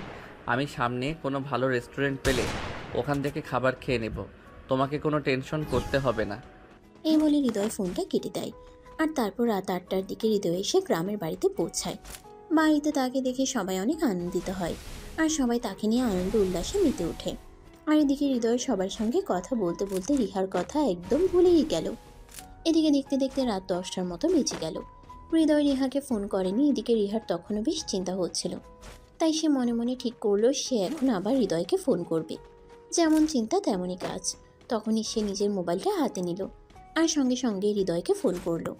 অপরদিকে হৃদয় তখন নিজের মোবাইলটা নিজের বেডরুমে রেখেছিল, আর এদিকে তার ছোট কাকি রিয়া তখন তার রুমের পাশ দিয়েই যাচ্ছিল। রিয়া ফোনের রিংটোনের আওয়াজ শুনতে পেয়ে হৃদয়ের রুমে প্রবেশ করে আর মোবাইল হাতে নিয়ে দেখে রিহা তাকে ফোন করেছে। তাই রিহার ফোনটা রিসিভ করে। হ্যালো রিহা। হ্যাঁ ফুফু, হৃদয় কোথায়? ও কি বাড়িতে গিয়ে পৌঁছেছে? হ্যাঁ, হৃদয় তো অনেকক্ষণ আগেই বাড়িতে এসে পৌঁছে গেছে। কেন, তোমাকে ফোন দেওয়ার কথা ছিল নাকি? না আসলে সেরকম তো নয়, সে তো দুপুরের আগেই আমাদের বাড়ি থেকে বের হয়েছে, এতক্ষণে পৌঁছে যাওয়ার কথা, তাই আমি ফোন দিয়ে একটু খবর নিলাম। আর যাই হোক, কেমন আছো তোমরা? এই তো মামুনি, আলহামদুলিল্লাহ ভালোই আছি। তোমাদের কি অবস্থা? আর তোমরা কেমন আছো? আর হৃদয় যখন আসলো তুমি ওর সঙ্গে চলে আসলেই পারতে। আসলে আমার তো যেতে মন চাইছিল, কিন্তু হৃদয় আমাকে কিছুই বলল না। তাহলে আমি নিজেই যে কিভাবে তার সঙ্গে চলে যাই বলো? সে যদি আমাকে একটাবার বলতো সে আমাকে তার সঙ্গে নেবে, তাহলে আমি চলে আসতাম। ও আচ্ছা, এই ব্যাপার। আচ্ছা ঠিক আছে, কোনো সমস্যা নেই। আপনার তো ভাবছি কয়দিন পর সবাই মিলে তোমাদের ওখানে বেড়াতে আসবো। ও আচ্ছা, তাহলে তো এটা খুবই ভালো খবর, তাহলে অনেক আনন্দ হবে। আচ্ছা ফুফু, এখন তাহলে রাখি, আমার একটু কাজ আছে, আমি একটু কাজ করব। এই বলে রিহা ফোনটা কেটে দেয়। আসলে সে তো ফোন করেছিল হৃদয়ের সঙ্গে কথা বলার জন্য, কিন্তু হৃদয়ের সঙ্গে যখন কথা বলা হলো না, তখন আর তার অন্য কারোর সঙ্গে কথা বলতে ইচ্ছে করছিল না, তাই সে ফোনটা কেটে দেয়। ওদিকে গল্প গুজব শেষ হলে সবাই নিজেদের রুমে গিয়ে ঘুমিয়ে পড়ল। আর হৃদয় যখন নিজের রুমে আসলো, তখনই হঠাৎ তার রিহার কথা মনে পড়লো, তাই সে মোবাইলটা হাতে নিল। সে দেখতে পেল রিহা তাকে ফোন করেছিল, কিন্তু সেই ফোনটা অন্য কেউ রিসিভ করেছিল। তখন হৃদয় আর 7-5 চিন্তা না করে রিহার নাম্বারে ফোন দেয়। 2-3 বার রিং হওয়ার পরও রিহা ফোনটা রিসিভ করে না। আসলে হৃদয় ফোন করেনি এটা দেখে রিহার খুব মন খারাপ লাগছিল, তাই সে বিছানায় না শুয়ে ব্যালকনিতে গিয়ে আকাশের তারা দেখছিল। তখনই সে মোবাইলের রিংটোনের আওয়াজ শুনে দৌড়ে বেডরুমে চলে আসে আর দেখতে পায় হৃদয় তাকে ফোন করেছে। তাই সে সঙ্গে সঙ্গেই ফোনটা রিসিভ করলো আর বলতে লাগলো, তুমি তো আচ্ছা বেঈমান মানুষ, আমি সেই কখন থেকে তোমার ফোনের অপেক্ষা করছি, তুমি একটাবার আমার সঙ্গে কথা বলার প্রয়োজন বোধ করলে না? না মানে আসলে তুমি তো এটা খুব ভালো করেই জানো আমার বাড়ির সবাই আমাকে কতটা ভালোবাসে। আর এতদিন পর গ্রামের বাড়িতে এসেছি, সবাই আমাকে নিয়ে এতটাই ব্যস্ত হয়ে পড়েছিল যে আমি তোমাকে ফোন করার সময়টাও পাইনি। I am so sorry, please আমাকে ক্ষমা করে দাও। তুমি যে সবার মাঝে আমাকে ভুলে যাবে এরকমটা আমি চিন্তাও করিনি। আমি তো ভেবেছিলাম 1000 মানুষের মধ্যেও তুমি আমাকে খুঁজে নেবে, কিন্তু এখন দেখছি আমার ধারণা সম্পূর্ণ ভুল। যাই হোক, এখন রাখি, ঘুমাবো, খুব ঘুম পাচ্ছে। এই বলে অভিমানে রিহা ফোনটা কেটে দেয়। আর এদিকে হৃদয় কিছুই বুঝতে পারছে না রিহা এগুলো কি বলল, আর কেনই বা সে এরকম কথা বলল। যাই হোক, হৃদয় এসব কিছু চিন্তা না করে বিছানায় শুয়ে ঘুমিয়ে পড়ল। এরপর দেখতে দেখতে আরও 2 দিন সময় কেটে গেল। আর এদিকে রিহার মনের মধ্যে অস্থিরতা বাড়তে শুরু করলো। সে কোনোভাবেই হৃদয়কে ছেড়ে থাকতে পারছিল না, তাই সে বারবার হৃদয়কে ফোন করতে থাকে। হৃদয়, তুমি ঢাকায় ফিরে আসো, আমার একা একা থাকতে ভালো লাগছে না, প্লিজ তুমি ঢাকায় চলে আসো। আরে বাবা, ওখানে তোমার কত বন্ধু বান্ধব আছে, তাদেরকে নিয়ে তুমি একটু বাইরে থেকে ঘুরে এসো, তাহলেই ভালো লাগবে। তুমি তো জানোই এতদিন পর বাড়িতে এসেছি। এখন কি চাইলেই আমি চলে আসতে পারবো নাকি? সবার সঙ্গে সময় কাটাচ্ছি, কেউ তো আমাকে আসতে দিতে চাইছে না। তাহলে আমি কি করব সেটা তুমিই বলো। আমি কোনো কিছু জানি না আর জানতেও চাই না। আমি কাল সকালের মধ্যেই তোমাকে ঢাকায় দেখতে চাই। আর যদি ঘুম থেকে উঠে তোমাকে দেখতে না পাই, তাহলে আমি নিজেই তোমার কাছে চলে আসব, কারণ তোমাকে ছাড়া আমার থাকতে খুব কষ্ট হচ্ছে। এই বলে হৃদয়কে কোনো কথা বলার সুযোগ না দিয়ে রিহা ফোনটা কেটে দিল। আর এদিকে হৃদয় এসব কিছু নিয়ে চিন্তা করছে। যাই হোক ভিউয়ার্স, চলুন কথা না বাড়িয়ে মূল গল্পে ফিরে আসি। রিহার এসব কথাবার্তা শুনে হৃদয় তখন তার আম্মুর কাছে গেল আর তার আম্মুকে বলল, আম্মু, আমি কাল সকালে ঢাকায় চলে যাব। এইসব তুই কি বলছিস বাবা? তুই তো সেদিন বলেছিলি ভার্সিটি 15 দিনের ছুটি দিয়েছে, কিন্তু এখন তুই বলছিস তুই কাল সকালে ঢাকায় চলে যাবি। এতদিন পর বাড়িতে আসলি, আমাদের সঙ্গে আর কটা দিন থাক না। না আম্মু, আমি আর থাকতে পারবো না। আসলে তো আমি নিজেও চিন্তা করে এসেছিলাম যে এবার বেশ কয়েকদিন থাকবো গ্রামের বাড়িতে আর তোমাদের সঙ্গে খুব ভালো সময় কাটাবো, কিন্তু সেটা আর হবে না আম্মু। কারণ গতকালকেই আমার ভার্সিটি থেকে ফোন এসেছে, আমাদের সেমিস্টার 1 সপ্তাহ আগে থেকে শুরু হবে, তাই আমাকে চলে যেতে হবে। কিছু করার নেই। ঠিক আছে বাবা, কোনো সমস্যা নেই। তোকে তো ওখানে পড়াশোনা করানোর জন্যই পাঠিয়েছি। এখন তো পড়াশোনা বাদ দিয়ে বাড়িতে এসে বসে থাকলে চলবে না। ঠিক আছে, তুই চলে যা। এরপর হৃদয় নিজের রুমে চলে আসে আর বিছানায় শুয়ে ঘুমিয়ে পড়ে। পরের দিন ফজরের নামাজের আজান দিতেই হৃদয় ঘুম থেকে উঠে গেল। তারপর নামাজ পড়ে আর ঢাকায় যাওয়ার জন্য তৈরি হয়ে নিল। পরের দিন ফজরের নামাজের আজান দিতেই হৃদয় ঘুম থেকে উঠে গেল। তারপর নামাজ পড়ে আর ঢাকায় যাওয়ার জন্য তৈরি হয়ে বেরিয়ে পড়ল। সকাল 7টার বাসে ঢাকায় চলে আসে আর তার সেখানে এসে পৌঁছাতে পৌঁছাতে প্রায় দুপুর 1টার মতো বেজে গেল। এদিকে রিহা ড্রয়িং রুমে বসে তার জন্য অপেক্ষা করছে। হৃদয় বাড়ির সামনে এসে যখন কলিং বেলে চাপ দিল, তখন রিহা দৌড়ে এসে দরজাটা খুলে দেয়। আর হৃদয়কে দেখতে পেয়ে সে হৃদয়কে দৌড়ে গিয়ে জড়িয়ে ধরে আর বলতে থাকে, এতদিন তুমি কিভাবে ছিলে আমাকে একা ফেলে? তোমার কি একটু কষ্ট হয়নি নাকি? রিহার এরকম আচরণে হৃদয় কি করবে কিছুই বুঝতে পারছে না, কারণ সে কখনো এটা আশাই করেনি যে রিহা তার সঙ্গে এরকমটা করবে। যাই হোক, তারপরও সে নিজেকে কোনো রকম সামনে নিয়ে রিহাকে বলতে লাগলো। এই বলে হৃদয় রিহাকে কোনো রকমে নিজের কাছ থেকে ছাড়িয়ে নিল আর তারপর রিহাকে ধরে এনে সোফায় বসালো। আর এদিকে সে নিজের রুমে চলে গেল, ব্যাগটা রেখে ফ্রেশ হয়ে নিল। তারপর ড্রয়িং রুমে চলে আসে। রিহা তখনও সেখানে বসে আছে। হৃদয় তখন বলতে থাকে, রিহা, কি হচ্ছে এসব? তুমি আমাকে জড়িয়ে ধরেছো কেন? প্লিজ তুমি আমাকে ছেড়ে দাও। এটা তোমার বাড়ি আর এখানে যে কোনো সময় যে কেউ চলে আসতে পারে। আর তোমাকে আমাকে এভাবে দেখে ফেললে সবাই আমাদের নিয়ে ভুল কিছু চিন্তা করবে। যার যা চিন্তা করার দরকার সে তাই করুক, তাতে আমার কিছুই যায় আসে না। কিন্তু তুমি যতক্ষণ আমার কথার উত্তর না দিবে ততক্ষণ আমি তোমাকে ছাড়ছি না আর ছাড়বও না। তুমি কি করেছিলে আমাকে ছাড়া এতটা দিন?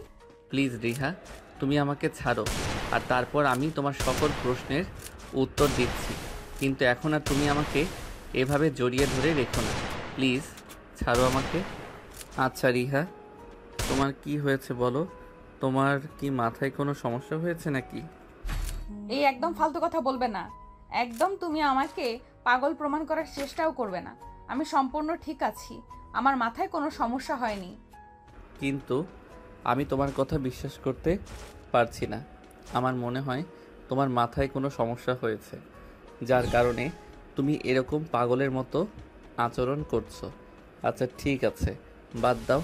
এখন তুমি আমাকে এটা বলো যে আমি বাড়িতে ঢোকার সঙ্গে সঙ্গে তুমি আমাকে জড়িয়ে ধরলে কেন? জানি না, আর জানলেও সেটার কৈফিয়ত আমি তোমাকে দিতে পারবো না। আমার ইচ্ছে হয়েছিল তাই আমি তোমাকে জড়িয়ে ধরেছি। তাই বলে কি এটার জন্য আমাকে তোমার কাছে কৈফিয়ত দিতে হবে নাকি? তোমার কাছে কৈফিয়ত চাওয়ার সাহস আমার নেই। যাই হোক, বাদ দাও এই কথা। আঙ্কেল আন্টি কোথায়? তাদেরকে দেখছি না কেন? আসলে আব্বু আম্মুকে নিয়ে ওনার এক বন্ধুর বাসায় দাওয়াতে গেছেন। আজকে বাড়িতে কেউ নেই আর আব্বু আম্মুও ফিরে আসবে না। আজ শুধু বাড়িতে তুমি আর আমি। তাই তো তোমাকে বললাম তাড়াতাড়ি ঢাকায় চলে আসার জন্য। রিহা, এসব তুমি কি বলছো? আমি তো কিছুই বুঝতে পারছি না। আসলে তোমার মাথায় কি চলছে সেটা আমাকে একটু বুঝিয়ে বলবে কি?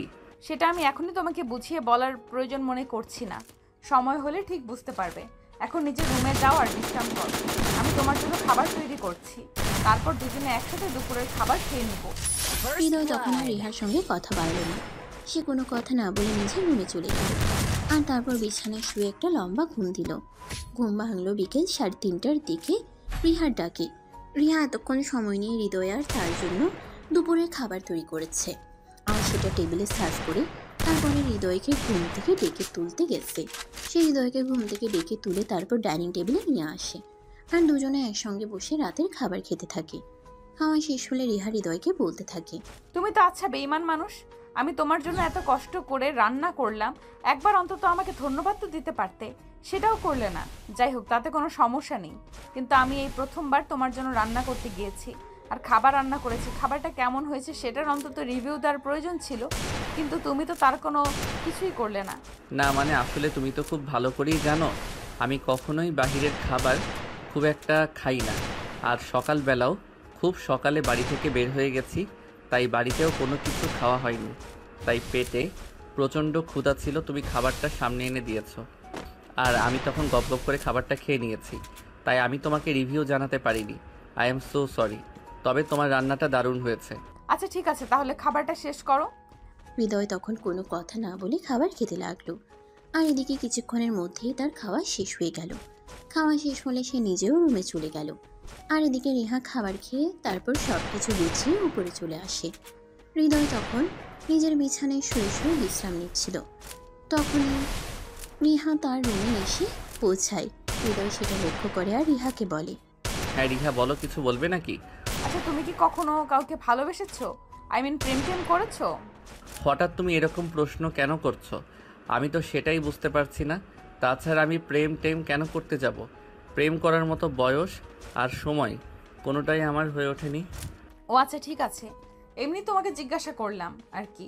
আচ্ছা ঠিক আছে, তুমি বিশ্রাম নাও, আমার একটু কাজ আছে, আমি আমার রুমে যাচ্ছি। সত্যি যদি হৃদয় তখনও প্রেম না করে থাকে, কাউকে ভালো না বেশি থাকে, তাহলে এটা তার জন্য খুবই সহজ হবে, কারণ সে মনে মনে হৃদয়কে খুব বেশি ভালোবেসে ফেলেছে। যদিও সে এটা তার ফ্যামিলি কিংবা হৃদয় কাউকে প্রকাশ করে বলতে পারছে না, তবে সে অপেক্ষায় আছে সুযোগের জন্য। যখনই সে সুযোগ পাবে তখনই সে সবাইকে এটা জানিয়ে দেবে।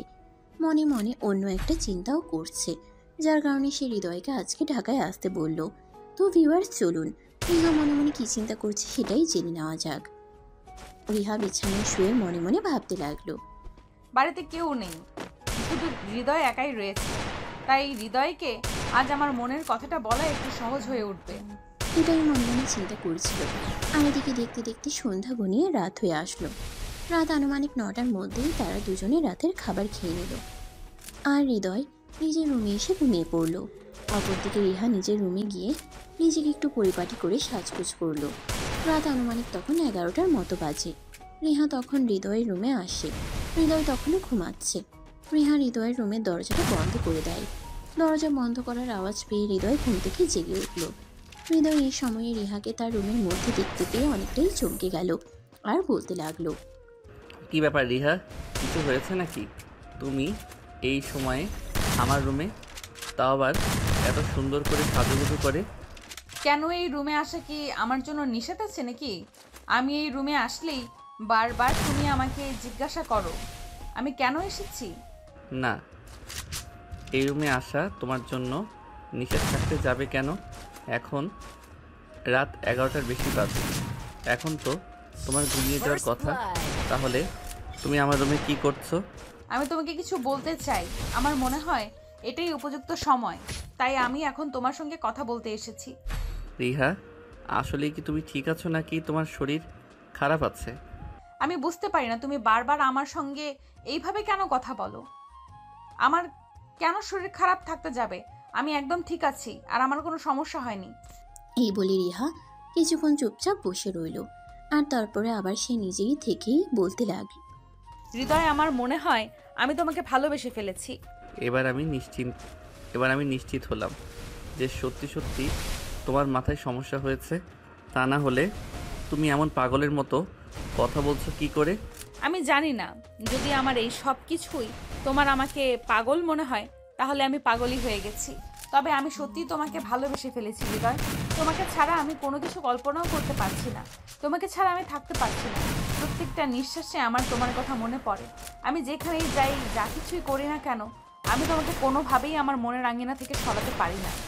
শোনো, এখন না তোমার রঙিন বয়স, চোখে রঙিন চশমা পরে আছো তো তাই তোমার এরকম মনে হচ্ছে। যখন তোমার এই সময়টা কেটে যাবে তখন তুমি দেখবে সবটা ভুলে গেছো, আর তখন তোমার সব কিছু একদম ঠিক হয়ে যাবে। হৃদয়, আমার কোনো কিছুই ঠিক হবে না। আর আমি যা বলছি একদম সত্যি কথাই বলছি। আমি তোমায় সত্যিই ভালোবেসে ফেলেছি। এই বলে রিহা কিছুক্ষণ চুপচাপ বসে রইল, আর তারপরে আবার সে নিজের থেকেই বলতে শুরু করলো। এই কথা বলে রিহা হৃদয়ের দিকে এগোতে থাকে। এটা দেখে হৃদয় বলতে থাকে, আরে এসব তুমি কি করছো? তুমি আমার দিকে এভাবে এগিয়ে আসছো কেন? যেখানে আছো সেখানেই দাঁড়িয়ে যাও, আমার দিকে একদম এগোবে না বলে দিলাম।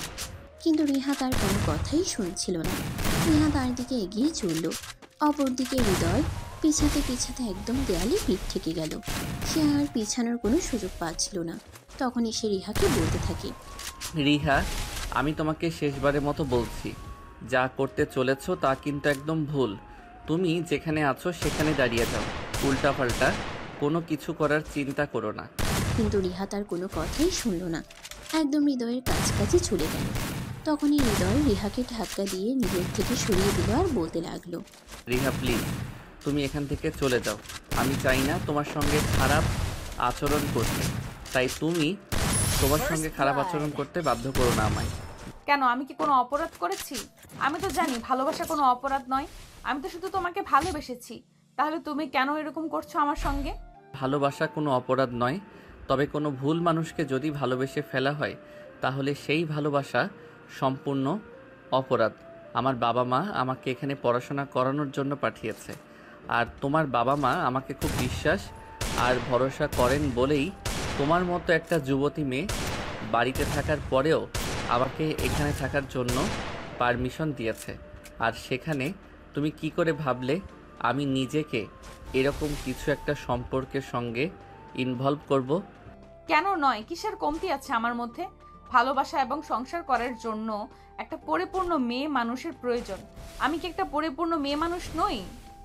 পরিপূর্ণতার উপরে যদি কোনো কিছু থাকে তাহলে তুমি সেটাই, কিন্তু তারপরেও তোমার সঙ্গে রিলেশন করা বা অন্য কিছু কোনোটাই আমার পক্ষে সম্ভব নয়, কারণ আমি বিশ্বাসের জায়গায় বিশ্বাসঘাতকতা করতে পারবো না। এরপর রিহাকে আর কোনো কথা বলার সুযোগ না দিয়ে হৃদয় রুম থেকে বের হয়ে চলে যায় ছাদে। এদিকে রিহাও তার পিছন পিছন বাড়ির ছাদে চলে আসলো। তখনই সে হৃদয়কে পিছন থেকে জড়িয়ে ধরে আর বলতে থাকে, ভালোবাসি তোমায় খুব বেশি। তোমাকে ছাড়া আমি বেঁচে থাকতে পারবো না। প্লিজ তুমি আমার সঙ্গে এরকম করো না। আমার ভালোবাসা গ্রহণ করো এবং আমাকে গ্রহণ করো। হৃদয় এই কথাগুলো আর নিতে পারছে না। সে কোনো রকমে রিহাকে নিজের থেকে ছাড়িয়ে নিল, আর তারপর ঠাস করে রিহার গালে একটা চড় বসিয়ে দিয়ে বলতে লাগলো, চুপ করো বেয়াদব মেয়ে, তোমার বাবা মা কি তোমাকে এই শিক্ষা দিয়েছে নাকি? চুপচাপ এখান থেকে চলে যাও। বাবা মায়ের মান ইজ্জত ডুবানোর মতো কোনো কাজ করো না। সবে মাত্র তুমি অনার্স ফার্স্ট ইয়ারের পরীক্ষা দিয়েছো। তোমার বাবা মা কত ইচ্ছে আর স্বপ্ন নিয়ে তোমাকে পড়াশোনা করাচ্ছে, এসব করার জন্য নাকি? দেখো, আমার বাবা মায়ের ইচ্ছা অনিচ্ছার সঙ্গে তো আমার ইচ্ছা অনিচ্ছার কোনো সম্পর্ক নেই। তাহলে তুমি কেন শুধু শুধু এই সবের মধ্যে অন্য কথাটা টেনে আনছো? তোমার সঙ্গে এসব ব্যাপারে কোনো কথা বলার ইচ্ছেই আমার নেই। আর আমার সবচাইতে বড় ভুল হয়েছে আজ ঢাকায় ফিরে আসা। আজ যদি আমি এখানে ফিরে না আসতাম তাহলে হয়তো এরকম কিছুই ঘটতো না। এই কথা বলার পর হৃদয় সেখান থেকে সোজা রুমে চলে আসলো আর দরজা লাগিয়ে ঘুমিয়ে পড়লো। অপরদিকে রিহা অনেকক্ষণ হৃদয়ের রুমের দরজায় নক করলো, কিন্তু হৃদয় দরজা খুলে না। তাই রিহা নিজের রুমে চলে গেল। সেদিন বিকেল বেলায় রিহার আব্বু আম্মু বাড়িতে চলে আসে।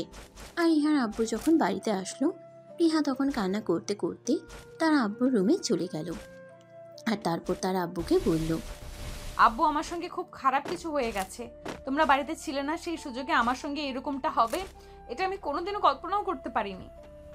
এসব তুমি কি বলছো? আমি তো কিছুই বুঝতে পারছি না। কি হয়েছে তুমি আমাকে খুলে বলো, তা না হলে আমি বুঝবো কি করে। আব্বু কাল রাতে তোমরা বাড়িতে থাকবে না এটা হৃদয় জানতে পেরেছিল, তাই সে কাল আমাদের বাসায় আসে, আর তারপর যা হয়েছে তা আমি তোমাকে আর মুখে বলতে পারবো না। যাকে কিনা বিশ্বাস করে আমার বাড়িতে আমি জায়গা দিলাম, আর সেই কিনা আমার বিশ্বাসের ঘরে চুরি করলো। ঠিক আছে, তুমি এক্ষুনি হৃদয়কে আমার কাছে ডেকে পাঠাও। এদিকে হৃদয় নিজের রুমে শুয়ে শুয়ে তখনও ঘুমাচ্ছিল।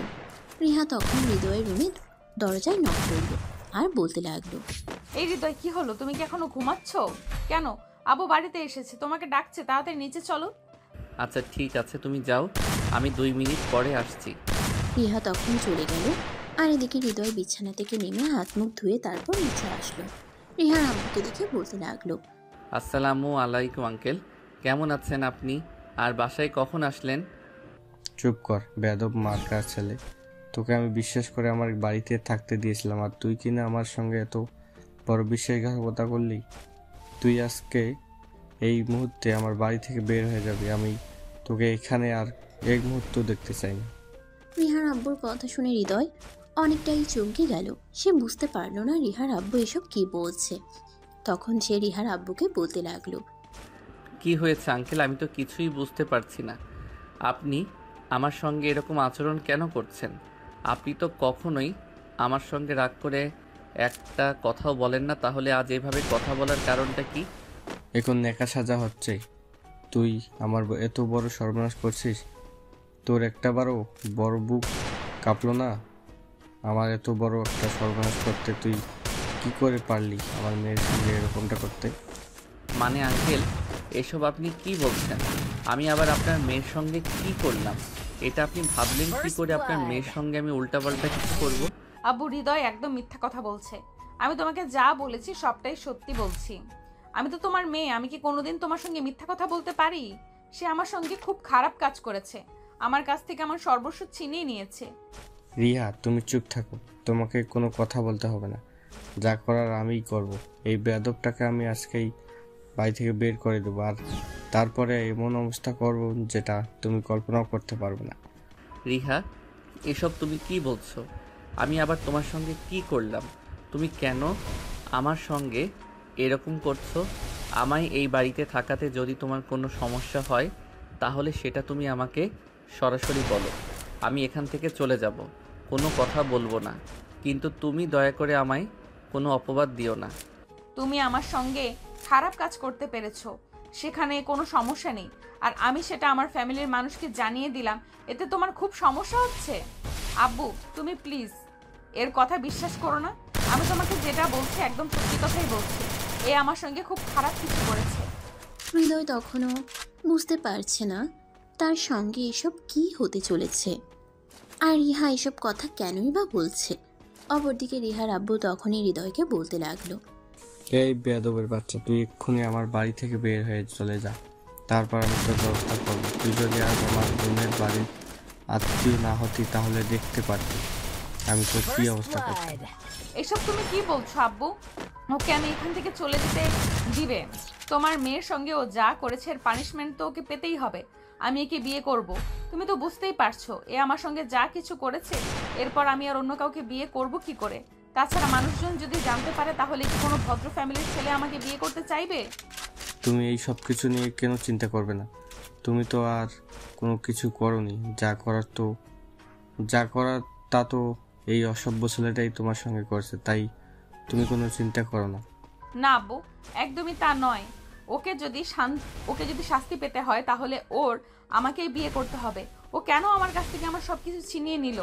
তার ফল তো ওকে ভোগ করতেই হবে।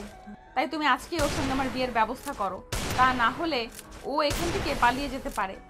তুমি এরকম একটা বজ্জাত ছেলেকে বিয়ে করবে? না, কখনোই আমি এটা হতে দিতে পারি না। তুমি আমার মেয়ে, এরকম একটা খারাপ ছেলের সঙ্গে আমি কখনোই তোমার বিয়ে দেবো না। না আব্বু, আমি যা করছি একদম চিন্তা ভাবনা করেই বলছি। ও যখন আমার সঙ্গে এরকমটা করেছে তাহলে ওকেই বিয়ে করতে হবে আমাকে। এরপর আমি ওকে হাড়ে হাড়ে বোঝাবো আমার সঙ্গে এরকমটা করার ফল কি। রিহা, তুমি আমার নামে কেন মিথ্যা অপবাদ দিচ্ছ? কেন সত্যটা সবার সামনে বলছো না? এরপর হৃদয় কিছু একটা বলতে চাইছিল, কিন্তু রিহার আব্বু তাকে ধমক দিয়ে থামিয়ে দিল আর বলতে লাগলো, চুপ কর বেয়াদব মার্কা ছেলে, আর একটাও কথা বলবি না। আমার মেয়ে একদম ঠিক কথাই বলেছে। তোকে বিয়ে করতে হবে আমার মেয়েকে, এবং আজকেই বিয়ে করতে হবে। এই বলে তখনই রিহার আব্বু হৃদয়ের বাড়িতে এবং কাজে অফিসে ফোন করলো।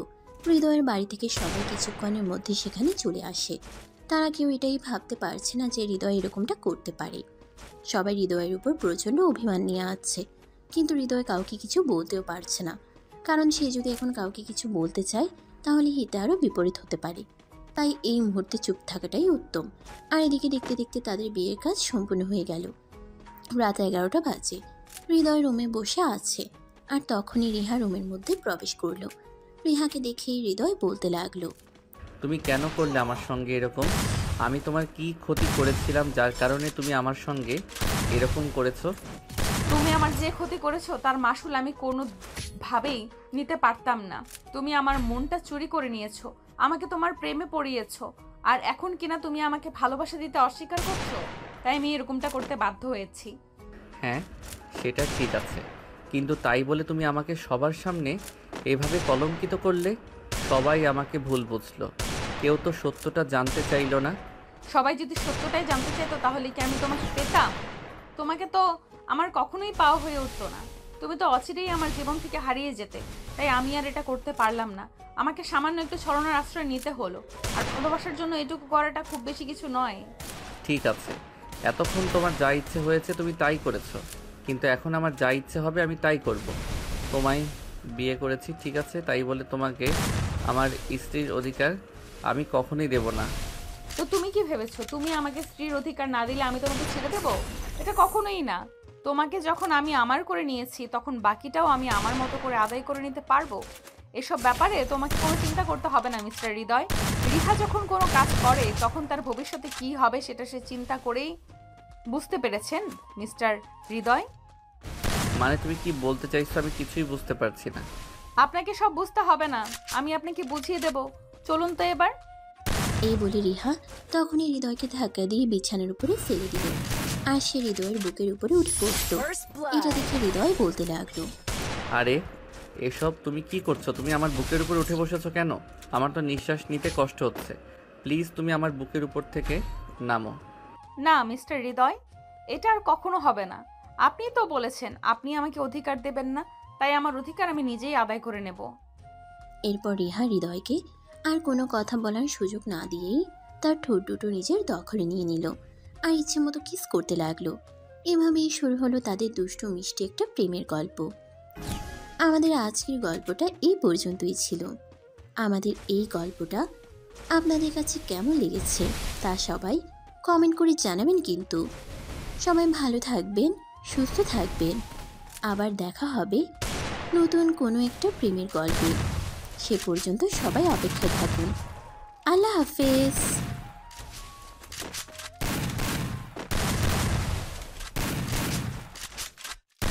First blood.